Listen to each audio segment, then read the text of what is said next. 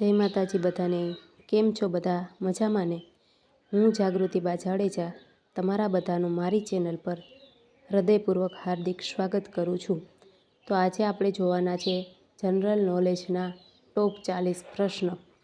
તો ચાલો જોઈએ. ઋગ્વેદમાં બ્રહ્માના ચરણમાંથી ઉત્પત્તિનો ઉલ્લેખ કઈ જ્ઞાતિનો છે? શૂદ્ર. ગાયત્રી મંત્રની રચના કોણે કરી હતી? વિશ્વામિત્ર ઋષિએ. ગાયત્રી મંત્ર કયા વેદમાંથી લેવામાં આવ્યો છે? ઋગ્વેદ. ઋગ્વેદના જાણકારને શું કહે છે? હોત્રી. યજુર્વેદના જાણકારને શું કહે છે? અર્ધવર્ય. સામવેદના જાણકારને શું કહે છે? ઉદ્ગાત્રી. અથર્વવેદના જાણકારને શું કહે છે? અથર્વ. ભજનનો સંગ્રહ કયા વેદમાં થયો છે? ઋગ્વેદમાં. પવિત્ર ગીતોનો સંગ્રહ કયા વેદમાં થયો છે? સામવેદમાં. બલિસૂત્રનો સંગ્રહ કયા વેદમાં થયો છે? યજુર્વેદમાં. તંત્ર મંત્રનો સંગ્રહ કયા વેદમાં થયો છે? અથર્વવેદમાં.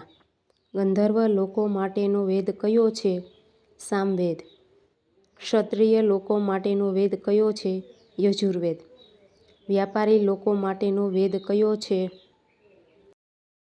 અથર્વવેદ. શારદા પીઠ સાથે સંકળાયેલ વેદ કયો છે? સામવેદ. કાળો વેદ કયો છે? અથર્વવેદ. સંગીતની ગંગોત્રી તરીકે કયો વેદ ઓળખાય છે? સામવેદ. જાદુ મંત્રનો વેદ કયો છે? અથર્વવેદ.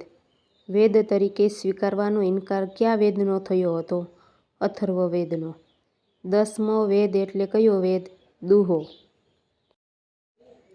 પ્રથમ ગોળમેજી પરિષદ ક્યારે યોજાઈ હતી? 1930.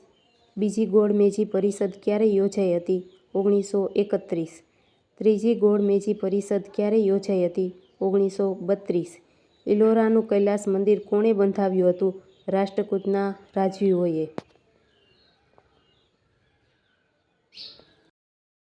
મહાબલિપુરમનો રથ મંદિર કોણે બંધાવ્યું હતું? પલ્લવ રાજવીઓએ. થંજાવરનું બૃહદેશ્વર મંદિર કોણે બંધાવ્યું હતું? રાજરાજા ચોલે. ખજુરહોના મંદિર કોણે બંધાવ્યા હતા? ચંદેલ વંશ. ગુપ્ત યુગના ધ્વજનું પ્રતીક શું હતું? ગરુડ. સોલંકી યુગના ધ્વજનું પ્રતીક શું હતું? કુકડો. મહાગુજરાત આંદોલનનું પ્રતીક શું હતું? કુકડો. શિવાજીએ કોના સમયમાં સુરતમાં આક્રમણ કર્યું હતું? ઔરંગઝેબના સમયમાં. શિવાજીએ ઔરંગઝેબના કયા સુબાના સમયમાં સુરતમાં આક્રમણ કર્યું હતું? મોહબ્બત ખાન. ગાંધીજીના પ્રથમ અંગત સચિવ કોણ હતા? મહાદેવભાઈ દેસાઈ.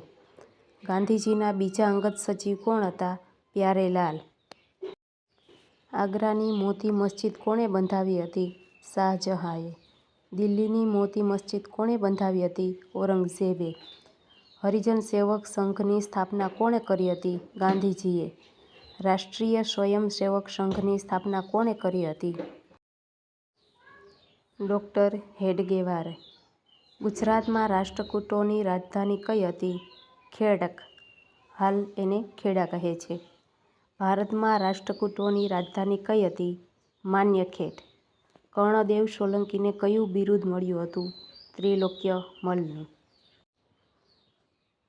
જો તમને બધાને આ મારો વિડીયો ગમ્યો હોય તો લાઈક કરજો, શેર કરજો અને સબસ્ક્રાઈબ કરજો.